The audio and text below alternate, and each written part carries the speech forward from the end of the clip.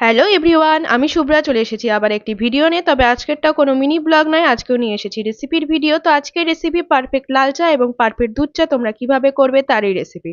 তো চলো শুরু করা যাক। ফার্স্টেই শুরু করে দিয়েছি আমি লাল চা, তার জন্য নিয়ে নিয়েছি বড় মাপের 1 কাপ জল।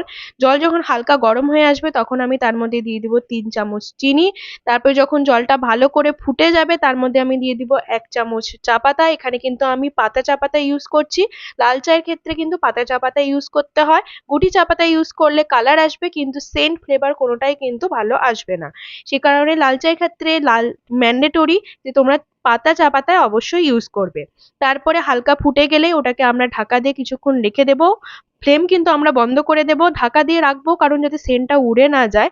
কালার তো চলে আসবে কিন্তু আমরা যদি ঢাকাটা না দিই তাহলে কিন্তু সেন্টটা উড়ে যাবে। সেই কারণে ঢাকাটা দিয়ে রাখবো যাতে আমাদের সেন্ট কালার ফ্লেভার একদম পারফেক্ট আসে। এরপর চলে এলাম দুধ চা করতে। দুধ চায়ের জন্য আমি এখানে মিডিয়াম সাইজের কাপ ইউজ করেছি। এখানে আমি 1.5 কাপ দুধ নিয়েছি এবং 1/2 কাপ জল নিয়েছি।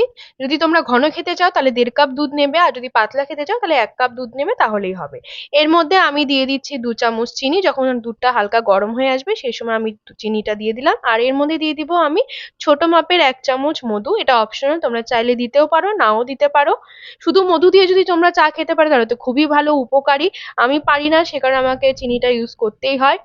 আমার হাজবেন্ড বলে চিনির সাথে একটু সামান্য পরিমাণে মধু দিয়ে দেখো, দারুণ টেস্ট হয়। তো তোমরা ওটা ট্রাই করে দেখতে পারো, খুবই ভালো লাগবে। তারপরে দুধটা যখন উতাল চলে আসবে তখন আমরা এর মধ্যে 1.5 চামচ গুটি চা পাতা দিয়ে দেবো। দুধ চায়ের ক্ষেত্রে কিন্তু আমরা পাতা চা পাতা ইউজ করবো না, গুটি চা পাতা ইউজ করবো। এক্ষেত্রে যদি আমরা পাতা চা পাতা ইউজ করি তাহলে কিন্তু কালারটা আসবে না, শুধুমাত্র ফ্লেভারটা সেন্টটা আসবে। সে কারণে এখানে কিন্তু গুটি চা পাতা ইউজ করতে হবে। চা পাতা দিয়ে ফুটে যাওয়ার পর যখন ভালো কালার আসবে তখন আমরা এটাকে নামিয়ে নেব।